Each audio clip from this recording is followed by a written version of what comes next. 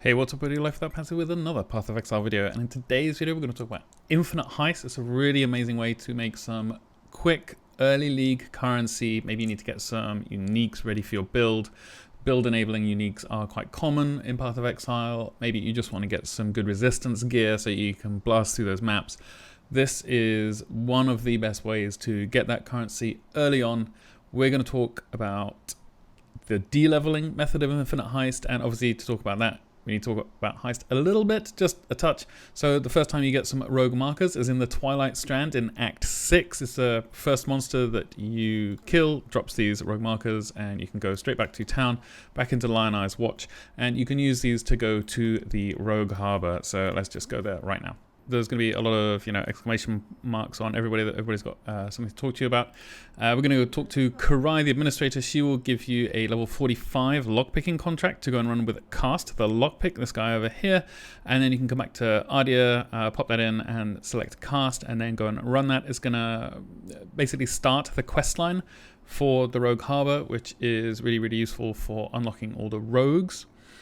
Once you've got that out of the way, I would recommend immediately returning to the campaign, and you're going to find these smugglers' caches every so often. Open those. They'll have rogue markers in and occasionally contracts as well. I think they've probably all got contracts. They'll also have some green contracts like the one that Lady Karai asked you to run. These are worth picking up if they're level 53. Otherwise, they're not. And the reason for that is that if they're level 53 or higher, then the reward chests, the big reward chests in Heists, are doubled, or can be doubled rather. So you can run a lockpicking contract and find a jewelry reward room, and the big jewelry chest, there could be 1 or 2 there from level 53 onwards only. Okay, you're level 53, you're going to come back to the Rogue Harbor and you're going to buy contracts. And obviously 53, because we want double reward rooms, I would start off with only buying the lockpicking ones if they're available from Wakano. So if you go to Wakano, you can purchase items and they cost an orb of chance each, unless, like this one, it's an orb of alchemy, and that's because it's magic. So magic or rare contracts will cost more. But if you just search for pick, then you can see there's some lockpicking. It turns out that one's the expensive one. But these ones, they basically drop currency. They have a lot of currency reward rooms. So you'll just get raw chaos. You'll get orbs of binding, fusings, that kind of stuff. Lots of really, really useful bubblegum currency very early on in the league. Once you hit level 60, then, or 59 rather, you want to come back and talk to Wakano, and then you want to start buying not just lockpicking, but you want to have lockpicking, demolition, and perception. And see here, there's a perception one we got here and a demolition one. And the reason for that is that if we look on this cheat sheet here, this is a bit outdated, so prophecy, we can ignore that. But obviously, lockpicking, we're getting currency and fragments. We're going to need the currency for something for de-leveling. We'll talk about that in a minute. But we're also, prophecy, this is gone from the game for quite a few leagues now. But the perception contracts, this has just been replaced with generic items. So this demolition one here. So just generic items are now found in prophecy contracts along with div cards. So this will get you a lot of stacked decks, which sell just immediately as really liquid currency early on. The demolition ones, also you get general items from level 60 onwards. They are useful in the chaos recipe, and we'll talk about that as well. But you just want demolition, perception, and lockpicking contracts. That's all you need. Okay, so we're going to talk about de-leveling our Exile now. So for those of you that don't know, there is a vendor recipe, and this is why we do the lockpicking contracts apart from all the chaos orbs that we drop. There is a vendor recipe where you get 1 orb of scouring and 1 orb of wisdom. So we're going to get rid of all that pesky wisdom that we've got, and this gives you a book of regression. You can do this with any vendor, and it reduces your character level by 1 and also your experience level to 0. So we see here I've got 7% experience. If I had 97%, this would still have the same effect. And we're doing this because whenever our level changes, whether that's up or down, then the vendor currency or the vendor items will refresh. So you see here we've got 1, 2, 3, 4, 5, 6, 7 of these contracts here, and our Regex, which is going to be down in the description below. None of these are lockpicking, demolition, or perception. So we're just going to de-level like that by using that item. And then you can see here we've definitely got more than 7. And we've got some a demolition contract. We've got a perception contract. We've got another demolition and another demolition. So using this, you can, every time you de-level, you can go buy more contracts from Wakano, then you level up and you can buy more contracts and then immediately de-level again and buy more contracts. So this way you keep an infinite cycle of contracts going, and it's the best way to sustain. We want to be around level, I think levels 60 to 61 is really good. You know, just going in between level 60 and level 61, because we're going to be doing the chaos recipe for about half of our currency. So let's talk about the chaos recipe enhancer tool, which is what we're using.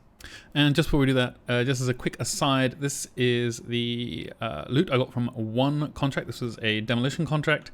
So obviously we're going to sell this. This is the loot, or the heist target. You get rogue markers for these. At some point, I've got 1,466 here. Maybe when I get to around 3,000, I would actually start going into heists, just looting all the chests and leaving without taking the heist target, because whilst these cost money to run, so if we go over here and we talk to Ardia and we chuck in, say, this perception contract, then you can see here there is a fees section, and we say with cast. So it costs us 303 just to open it. Now, if you've got a lot of rogue markers, it's really, unless you're doing heist in order to farm reveals, which is a slightly different methodology to this, you'd probably want to be around level 67 running all these contracts, then honestly, you're not really going to need those rogue markers later on. So you may as well use them as just a way to run in, grab as much stuff as you can. I would probably take the lockpicking ones for this, very, very good, and just leave, because there's a lot of money to be had in those. But as you can see from just this one contract, we've got 3 chaos orbs, we've got a stacked deck, which is at least a chaos orb at league launch. Orb of regret as well. These are really, really in high demand at the beginning of a league, because everybody has regrets. We've got some Vile Orbs, which are still pretty good. I think they're like around 3 to 1 or 2 to 1 at the beginning of a league as well. And Orbs of Binding, which are really, really good at the beginning of a league. And, you know, we've got some other bubblegum cards. We've got some Alchemies. That's probably good for buying some more contracts. We've got some Splinters and a Chromatic Orb. We also got these items here, and these are, as they're all level 62, we're going to talk about the chaos recipe and the tool in just a second, but these are really what pumps us through a lot of currency, a lot of chaos orbs made from just trading these things to the vendor for our chaos recipe. So let's talk about the chaos recipe now. Okay, so what is the chaos recipe? Well, it's a recipe that allows you to sell to the vendor basically one un-ID'd item of every slot. So you're going to sell one body armor, one helmet, one pair of boots, a pair of gloves. You're going to sell either a two-handed weapon or 2 single-handed weapons. So you can sell like this wand and a knife. That also works, as well as just a bow on its own. You wouldn't need a quiver, two-handed mace, whatever you want. And then 1 piece each of the jewelry. So you've got a belt, 2 rings, and a amulet. And this will give you 2 chaos orbs. And this is provided that the item level of the things you're vendoring is in between, I think, 60 and 74. This is for 2 chaos orbs. If these are all identified, you get 1 chaos orb, so you're not going to identify any of these. And if they are, I think if it's 75, or if one of the items is the wrong item level, then it will adjust the reward down to whatever that lowest one is. So if I've got lots and lots of item level 60 stuff here, or item level 65, and one item level 59, then it will downgrade the reward to a single chaos orb, which is what you get for unidentified stuff. When one of them is item level 59 at least. So this is how we're going to be making a lot of our money. We're going to talk a little bit now about the tool we're going to use, which is called Chaos Recipe Enhancer. Okay, so the first thing we need to do is get the Chaos Recipe Enhancer. You can find it here on GitHub. I'm going to put a link down in the description below. And this tool essentially reads one of your open stash tabs. So you need to have a public stash tab.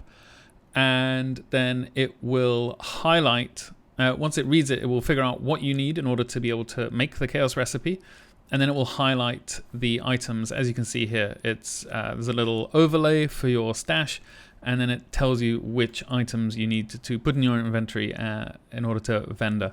It will also figure out how many of something you need. Now, if you don't know this, jewelry is always the gatekeeper to the chaos recipe. That you'd never find enough jewelry if you're just doing sort of maps or like farming blood aqueducts or whatever it is.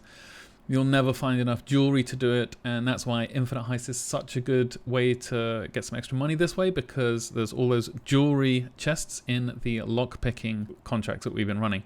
So let's just go. I think I've got it open here. So this is the release page. There's a hotfix at the moment, but there's going to be probably a new version for League launch. So just go over here, just download this MSI and run that.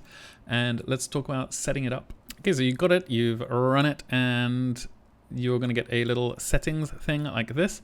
So there is, you can put your account name in here, your PoE session ID, this is as sensitive as your password for Path of Exile. So do not, whatever you do, never give this to anyone. If anybody asks for it, that don't talk to that person ever again.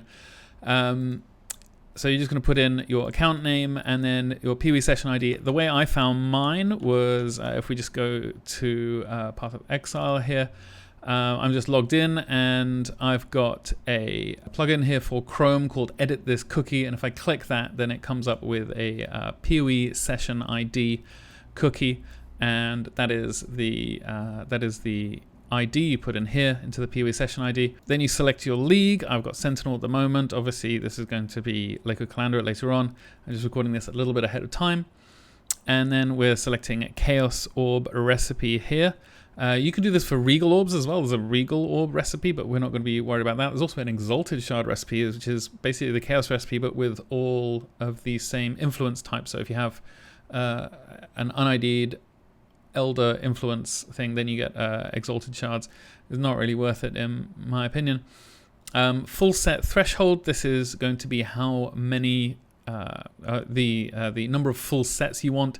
So if you've got just a regular tab, then this is probably going to be 5 is pretty good, but I have a quad tab, so I'm going to put 10 on here. Then the stash tab indices. Now this is what number your stash tab is, and computers, they start counting from 0. So I have this one called Not Yet, and this is, whilst it's the first one in my actual stash tab list, it's the 0th for the computer.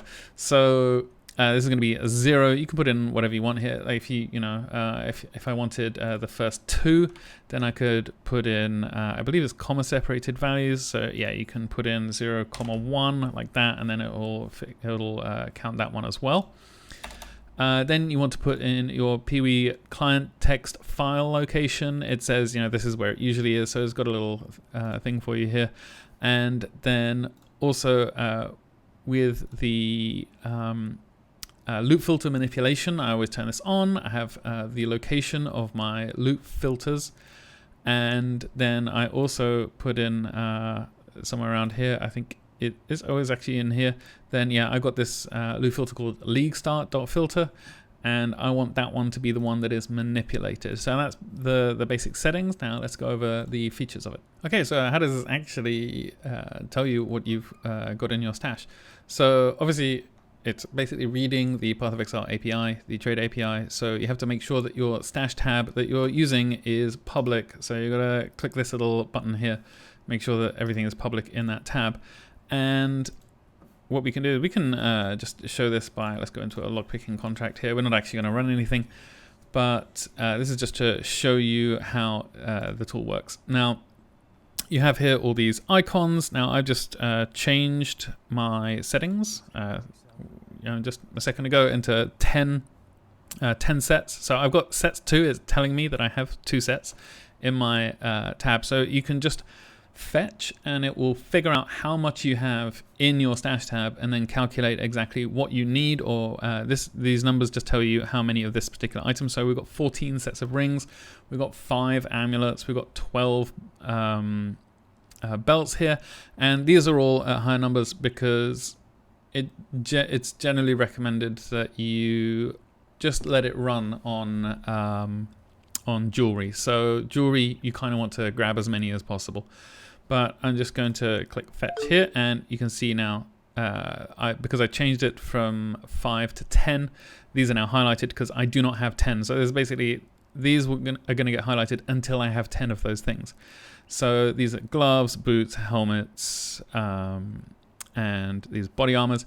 Now, this will reload the filter. You just click reload filter, and it manipulates our loot filter to show us things in a different way based on what we need. So these helmets, if we just chuck them on the floor, then they will turn up bright yellow like that. So you really can't miss these when you're running through.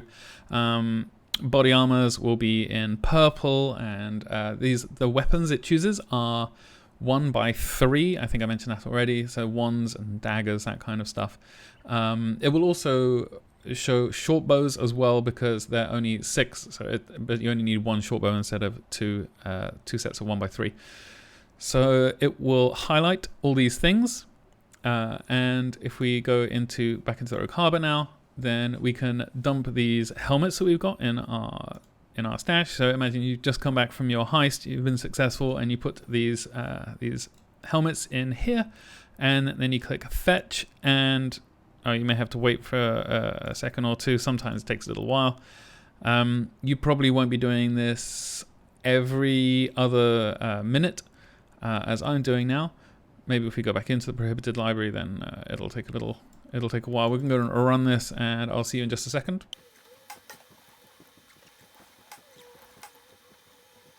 Okay, so we are done with that lockpicking, and we're just going to chuck in all these things that we got. Lots and lots of jewelry here. And now we're going to click the fetch button here, and we'll see the helmets go up, and probably these ones go up as well. So there we can see we've got 2 helmets now, and we've got 17 sets of rings and lots of amulets and belts and stuff like that.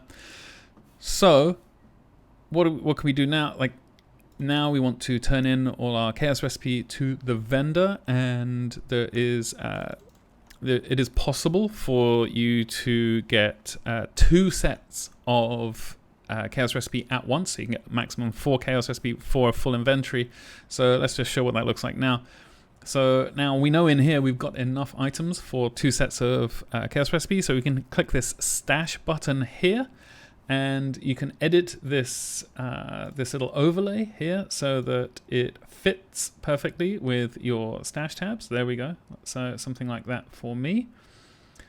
And then it will highlight what we need to take out of here. So it knows that our first body armor we're going to use is over here. So we just click on this, and then it's going to take 2 weapons, and then we'll take the helmet, and then the gloves and the boots, and then we'll take the jewelry items. And now you can see here, this is not a full inventory, so we've got another set here we could do. So we're going to do 2 at once. So we just click around here and take the other jewelry and other stuff out, and there we go. So it's not highlighting anything anymore because we're out of sets. So we can hide that now, and then press fetch again, and it will no, the API is being a little bit slow now, but if we put these into the vendor's window, then we will see that we get 4 chaos orbs back.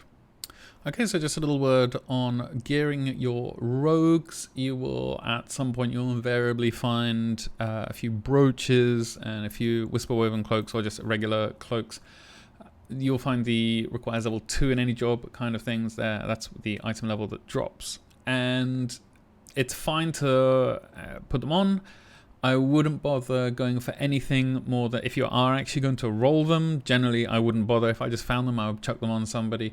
But I would only go for increased job speed, because Infinite Heist is essentially about running heists as quickly as possible and getting into contracts taking as much stuff out as you can and then leaving as quickly as possible. And sometimes, you know, you don't want to actually complete the contract because it takes even longer to go through it. So you might find yourself at a point where if you've got 6,000 rogue markers, I think the next 5 contracts I would run, I would definitely not bother taking whatever the heist target is, unless it's a priceless one. There's, if we look over here, I think maybe I might have a priceless artifact somewhere. Oh yeah, here we go. So this one, you can see here the heist target, the golden Zoplotli idol, is priceless, and that means you get a lot more rogue markers for it. So instead of around 300 or 400, you might get 2,000 for something that's priceless. So those are always worth running all the way because it gives you the ability to run 4 or 5 other ones at a very, very increased pace. And for me, the idea behind this whole thing is go through as fast as possible. So let's take a little look at our build right here. I have gone for Raider because you get Onslaught, and then later on you can get Avatar of the Chase with increased Onslaught effect. Now Onslaught gives you 20% increased attack cost and movement speed. So for me, there's a lot of movement speed based nodes here. We're also taking Quartz Infusion for phasing. I haven't done the 3rd lab yet, but if I was, when I do, I will be taking Avatar of the Chase so that I get 100% increased Onslaught effect. So that's basically another 20% move speed. We've got quite a few move speed. If I just do that, then you can see I've got quite a few move speed nodes allocated here. So we've got these around here. Spell suppression as well is really, really great. There's this one up here, which is Fangs of the Viper. This is a Toxic Rain build that I'm using. So we've got this Chaos Wheel over here. I've got this. I could probably remove these now. I had this just for mana sustain early on. And then down here for this move speed wheel, the next things I would take is this little wheel over here. So you've got extra, more onslaught effect essentially. So increasing, I think it gets us to 250%, which is a lot of move speed. For our gear, I'm recording this before patch notes like an idiot, but I just, there's a lot of videos that we're trying to get out during the time, so in between, patch notes and when the league goes live. So some of these uniques may be buffed. They said they're going to buff 100 uniques. They've only teased a few so far, but we're essentially going with Queen of the Forest. So our we get a lot of extra move speed here. So this is 25% reduced, but 1% increased per 600 evasion. And if we check our defense here, our evasion rating is 17.381. So it's quite a lot. We're at 160% move speed modifier just standing still. And if we start to move, we've got phase run as well. So we get up to 142. This is without using our move speed flask as well. So it brings us up to 189. You can get this, I think I got this up to like 400% when I've been doing higher tier stuff, changing some of the gear around. So Queen of the Forest, I think for this is mandatory. We're going with a Praxis because it's just like lots of extra mana and mana cost of skills, really, really good. We're going with a Le Hoop of Earl, so that our defenses, we get to, we've got to very, very good resistances here. For me, I would always do this before we get to Kitava. So I would not complete Kitava. I would not complete the campaign. I would start doing this and then getting the money before we go and kill Kitava. So then you don't have to worry about the extra minus 32 all resistances. So yeah, we're going with the Hope of All. We're going with a Karui Ward. Now this is a, it's got 10% increased move speed. It's got proj damage, which is nice. It's got proj speed, which is very, very good as well. We're going with a Quill Rain, a 5-link for our bow, so that gives us 100% increased attack speed and 100% increased physical damage. It's really, really useful for our quiver and for our gloves. These are literally just rare items. Get life and resistances if you're not capped on resistances. Although I think if I take these off and I've just got only unique items, then I'm capped at resistances anyway. So you don't actually have to get resistances on these things. But life is obviously very, very good. I got some spell suppression just because it was the first thing. I haven't even crafted anything on this. For our belt, we're going for Ascent from Flesh. This is a 1C unique as well. I think if I was going to look at all the stuff here, this, and this, these are all 1 chaos items. This is 3. This is 4 maybe. And these 2 things here, the Queen of the Forest and the Core Rain, they're like 20-ish for a 5 link at League start. So the Ascent from Flesh, this is, all Ellie rares. You've got increased evasion rating whilst phasing, and due to our ascension here with Quartz Infusion, we're always phasing, so we've got permanent phasing on, and increased move speed whilst phasing, so we get extra Ellie rares and extra move speed. We're going with Lionized Paws for the boots because it triggers level 5 a rain of arrows whilst you're attacking with a bow. So if I attack with my Cool Rain here, and I've got my Toxic Rain inside it, you can see all these other arrows drop down as well.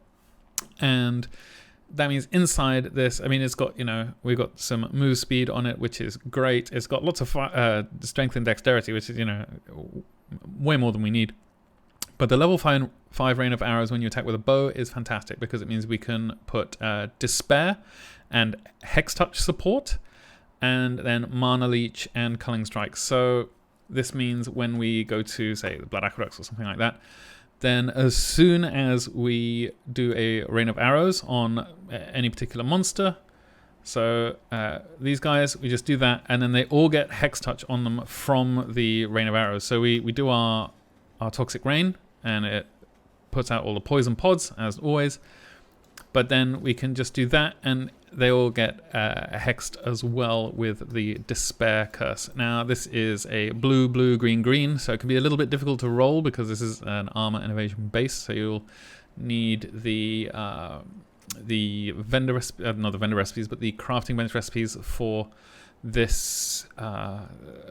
This armor piece can have 2, 1 green, 1 blue socket, that kind of stuff. You get those from one from Duresso's Dream and one from Calm's Nightmare.